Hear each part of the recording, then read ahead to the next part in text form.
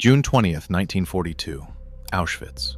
4 men sit inside an SS car, not behind bars, not marching to forced labor, not under guard, but sitting upright, like men who belonged there. One of them grips a pistol. Another stares straight ahead at the camp gate. The driver clutches the wheel so tightly his knuckles turn white. In front of them stands the final barrier between Auschwitz and freedom. A gate, a guard, a command. And if that guard looks just 1 second too long, they're dead. Because beneath those SS caps are not SS officers. They are prisoners. Kazimierz Piechowski, Stanislav Gustav Jaster, Josef Lempart, Eugenius Bendera. 4 inmates from Auschwitz attempting the impossible. They stole SS uniforms, they stole weapons, they stole a command vehicle, and now they are driving straight through the front gate of the deadliest place in Europe. The barrier stays down. No one moves. Then the moment they feared most happens. The car stops. For a second, everything is silent. Then Piechowski throws the door open, leans out and screams. Aufwachen, ihr Idioten! Aufmachen! Oder ich mache euch auf! Wake up, you buggers! Open up or I'll open you up! Not pleading, not nervous, like a man used to being obeyed. And the guard salutes. What happens next will become one of the boldest escapes in Auschwitz history. But the real question isn't how 4 men escaped Auschwitz. This wasn't just an escape. It was something far more dangerous. It was a direct attack on the system of Auschwitz itself. To understand that, you have to understand what Auschwitz had become by the summer of 1942. Not a prison, not a labor camp, a machine. One engineered with bureaucratic precision to process human beings into numbers, then into nothing. The fences carried enough voltage to kill instantly. The watchtowers were positioned so no blind spots existed along the perimeter. Roll calls happened twice daily, lasting hours, so any missing prisoner would be identified within half a day. The brutality wasn't accidental. It was architectural. But the SS understood something deeper than fences, something more powerful than voltage, psychology. They starved prisoners until their bodies consumed themselves, stripped them of names, hair, clothing, every marker that once said, "I am a person," replaced all of it with a number sewn into a uniform, later burned directly into skin. When a human being is reduced to that state long enough, resistance doesn't just seem dangerous, it seems absurd. A thought a sane person discards before it fully forms. That was the design. That was the point. By 1942, Auschwitz had expanded far beyond what the outside world understood. Gas chambers, crematoria, a dead zone stretching miles in every direction, cleared of its Polish population, resettled with ethnic Germans. No sympathetic neighbor, no village to disappear into, no familiar face to trust. The geography was a cage inside the cage. Even if a prisoner reached the outer fence, where would they go? 4 men were about to find an answer. Kazimierz Piechowski was not a born soldier. He was young, Polish, Catholic, a scout, and that alone was enough for the Germans to mark him as an enemy. He arrived at Auschwitz on June 20th, 1940, exactly 2 years before he would leave. He became number 918. In Auschwitz, a number wasn't an identity, it was a countdown. He was assigned one of the worst jobs in the camp, carrying the bodies of murdered prisoners to the crematorium. He watched men disappear. Not always at roll call, not always at the wall. Sometimes it was a cap. An SS guard would knock it from a prisoner's head and throw it toward the fence, order him to retrieve it, shoot him when he did. The paperwork called it an escape attempt. 3 days off duty. The system approved. He learned that fear had its own language, not screams, not tears, silence. The silence of people who understood that one wrong move meant death. But Piechowski watched something else too. He studied the guards, the routes, the commands, the gates, the routines. In Auschwitz, observation meant survival, and at some point, survival turned into a plan. Eugenius Bendera was a mechanic, Ukrainian, barely in his 20s. Inside Auschwitz, that trade was a dangerous advantage because it gave him access to something others could only dream of: vehicles, engines, garages, keys, movement. As a trusted mechanic, Bendera was permitted to take camp vehicles on test drives inside the perimeter. He had memorized the garage, noted which car was fastest, and quietly, carefully, copied a key. He understood machines, but more importantly, he understood something about Auschwitz itself. The camp wasn't only secured by fences and guns, it was secured by expectations. The SS expected prisoners to escape like prisoners, through fences, through tunnels, at night, running.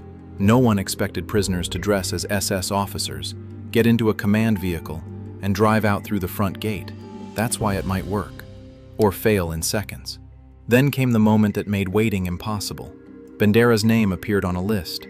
Not a work list, not a transfer list, an execution list. Wait, and Bandera dies. Act, and all of them might die. They needed 4 men: Piechowski, Bandera, Józef Lempart, a priest from Wadowice, quiet and steady, and Stanislav Gustav Jaster, a young soldier from Warsaw, arrested in a street roundup in 1940. Jaster carried something the others didn't know about. He was connected to Witold Pilecki, a Polish officer who had deliberately allowed himself to be arrested and sent to Auschwitz to build a resistance network from the inside. For 2 years, Pilecki had been smuggling intelligence out of the camp. Reports describing the gas chambers, the selections, the crematoria. These were the first comprehensive, eyewitness-verified accounts of what Auschwitz really was. Now Pilecki had written his most important report yet, and he needed it to reach Home Army headquarters in Warsaw. He gave it to Jaster. Jaster said nothing to the others. He folded the document carefully. For now, it stayed close to his skin. The first step wasn't the car, it was the uniform. Because a car could be stolen, but authority had to be performed. An SS uniform wasn't just clothing, it was power, fear, permission. A prisoner in stripes was beaten. An SS officer opened doors. They had to steal that power, piece by piece. Through a hatch left open in advance, they slipped into the basement of the SS equipment storeroom after the afternoon shift ended. Using skeleton keys copied over months of careful preparation, they moved from room to room. Inside, SS uniforms, insignia, boots, caps, rifles and pistols, fully loaded. They dressed in silence, starving men pulling the uniforms of their oppressors over their prisoners' bodies. Nothing about them changed underneath. They were still hollow-cheeked, still marked, still carrying 2 years of Auschwitz in their eyes. But on the outside, they were SS. June 20th, 1942, Saturday afternoon. Saturday was deliberate. Reduced staffing, fewer eyes, a predictable rhythm. First, they pushed a garbage cart through the inner gate. 4 men on a routine disposal run. The guard barely looked up. He logged them, went back to whatever he was doing. That was the first miracle. Once inside the equipment complex, they moved fast, weapons loaded and holstered. Then Bandera walked to the garage. He had been here 100 times. He knew these vehicles like he knew his own hands.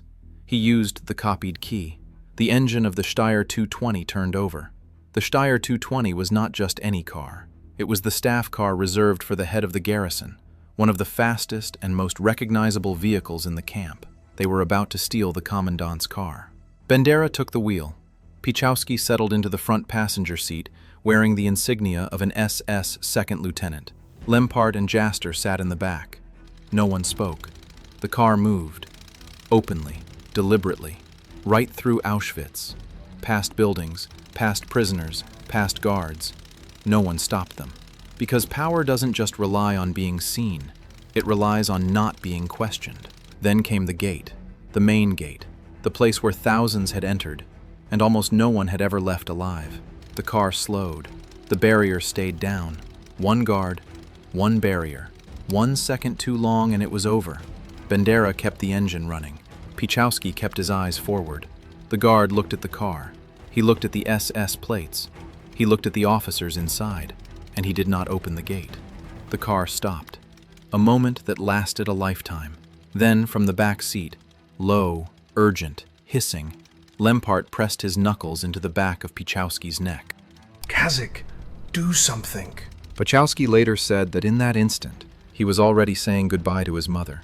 Then something shifted. He threw the door open, leaned out far enough that the guard could clearly see his rank insignia, and he screamed. Aufwachen, die Idioten! Aufmachen! Oder ich mache euch auf! Wake up, you buggers! Open up or I'll open you up! The guard's entire body snapped to attention. He leapt toward the barrier. He saluted. The gate rose. Bandera hit the accelerator, and the Steyr 220 surged through the gate of Auschwitz and disappeared down the road. Escape doesn't end at the gate. It begins there. The SS would count at roll call, notice the missing numbers, sound the alarm, comb the countryside, watch every road. They stayed off the main roads. 2 hours through forest tracks. They abandoned the Steyr 40 miles from the camp. Too recognizable, too dangerous. Then they split. Lempart went to ground near his home region. He survived the war in hiding. Bandera, using forged papers, hid in plain sight working as a mechanic for a German construction organization until the Red Army arrived. Piechowski joined the partisans, the Home Army, and fought until the end. And Jaster went to Warsaw, carrying Pilecki's report. Back at Auschwitz, the roll call came up 4 men short. An emergency unit found nothing. Telegrams went to Berlin. Then a special investigative commission arrived, independently of the camp administration, to answer a single, humiliating question. How had this been possible? How had 4 prisoners walked into a weapons storeroom, stolen SS uniforms and loaded weapons, taken the commandant's car, and driven out through the front gate, in broad daylight, without a single officer stopping them? The answer no one in the SS wanted to write down. The system had believed its own lie. It had assumed its uniforms, its gates, its authority were impenetrable, and 4 starving prisoners had proved otherwise. The reprisals were immediate and brutal. Piechowski's parents were arrested, sent to Auschwitz. They did not come out. And within a month of the escape, Auschwitz introduced a policy that would become one of the most infamous symbols of the Holocaust: the tattooing of prisoners' numbers onto their skin. Before June 1942, prisoners were identified by numbers sewn to their uniforms. A prisoner could, in theory, shed that number with the uniform. Not anymore. The escape had exposed that weakness, so the SS burned the numbers into flesh instead. In a grotesque way, their defiance made the camp crueler. Jaster's report reached Warsaw. Pilecki's document, describing the gas chambers, the selections, the crematoria, was forwarded to London. From there, to the Allied governments. The Allies read it, and for years they did not act on it, but the information was there, delivered in a stolen SS uniform, tucked inside a report carried by a soldier named Jaster, who had ridden out through the gates of hell on a Saturday afternoon in June. Jaster was captured by the Gestapo in 1943. He died. The circumstances remain unclear. For decades after, rumors circulated that he had been an informant, that he had betrayed the underground. Piechowski spent years fighting those rumors, fighting for his friend's name. In 2019, 77 years after the escape, Jaster was posthumously awarded the Knight's Cross of the Order of Polonia Restituta, rehabilitation, long after it could matter to him. Piechowski survived the war, but not injustice. In 1947, the new communist regime imprisoned him for his service in the Home Army, sentenced to 10 years. He served 7. A man who escaped Auschwitz lost years of his life again, not to the SS, to the country that was supposed to be free. After his release, he became an engineer.